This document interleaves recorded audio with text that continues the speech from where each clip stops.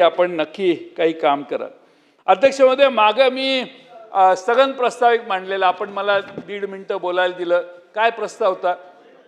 एक सुहास कदम म्हणून तरुण कार्यकर्ता, या घड्याळ राष्ट्रवादी काँग्रेसचं घड्याळ जे आहे अजित पवारांचा पक्ष, तो कार्यकर्ता सोलापूरला उपोषणाला आहे। तो दुसरा दिवस होता, आता 11वा दिवस आहे।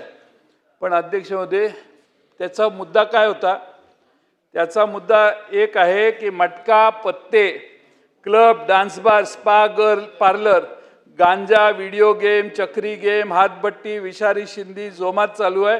त्याला पोलिसांचा आधार असल्यामुळे चालू आहे। त्यामुळे सोलापूर शहरात हे बंद करावं अशी त्याची बिचारीची मागणी आहे। का हो पोलीस आयुक्त जाऊन भेटत नाही?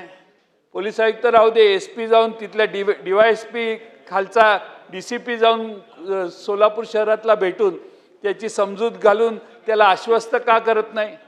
उलट पोलीस काय सांगतात तर त्याच्यावर गुन्हे आहेत, त्याच्यावर राजकीय गुन्हे आहेत। तो राष्ट्रवादी काँग्रेस, या पलीकडच्या राष्ट्रवादी काँग्रेसचा तो कार्यकर्ता आहे, विद्यार्थीचा अध्यक्ष होता। पण अध्यक्ष महोदय, आपण पोलिसांनी त्याच्याकडे दुर्लक्ष केलं। आज 11वा दिवस, अजून 4-6 दिवसाने स्वाहा होईल। काहीतरी अध्यक्ष महोदय त्याच्यात आपण लक्ष घाला। पोलिसांच्या या अवैध व्यवसायाला पोलिसांचा आधार लागू नये ही त्यांची अध्यक्ष महोदय मागणी आहे। आणि म्हणून अध्यक्ष महोदय, माझी आपल्याला विनंती आहे की त्याने केलेल्या उपोषण उठवण्यासाठी प्रयत्न करा। अध्यक्ष महोदय, तुकाराम मुंडेने अलीकडे नामांकित दूध डेअरीवाले बोलून घेतले। पुण्यात मला वाटतं मीटिंग झाली असेल त्यांच्या ऑफिसला, सर्व दूध डेअरीवाले आले। तुकाराम मुंडेंनी सांगितलं, चुकीच्या लोकांचं दूध, तुम्ही चुकीचं दूध घेऊ नका। इथं डेअरीवाल्यांनी जाहीर सांगितलं त्या मीटिंगमध्ये की बीडच्या कोणा एका आमदाराची बायको आम्हाला दम देते आणि दूध घ्यायला लावते। मुख्यमंत्र्यांनी विचारलं पाहिजे त्यांना, तुकाराम मुंडेंना, की कोणाचं नाव त्यांनी घेतलं। मोठमोठ्या कंपन्या ज्या आहेत त्या कंपन्या म्हणतात की आम्हाला खराब दूध घेण्याचा दबाव येतो। मग एक लेट्सअप नावाचं चॅनल आहे, त्यांनी बातमी लावली की आमदारांच्या बायकोने दबाव टाकला खराब दूध घेण्यासाठी, आणि त्यांनी बातमी लावली। त्याच्या संपादकाला फोन आमदाराच्या बायकोचा, धमकी दिली। ह्याची चौकशी झाली पाहिजे।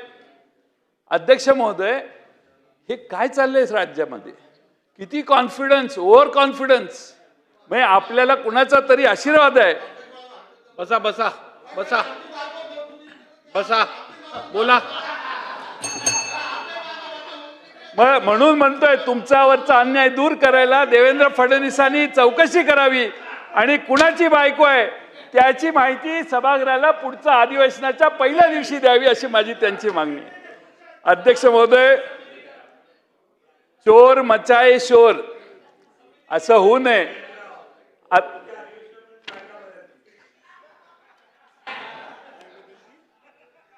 मी हे ऐकलेलं नाही म्हणून मी त्याचा उल्लेख करत नाही, रेकॉर्डला होईल। मी रेकॉर्डवर पण घेतलेलं नाही।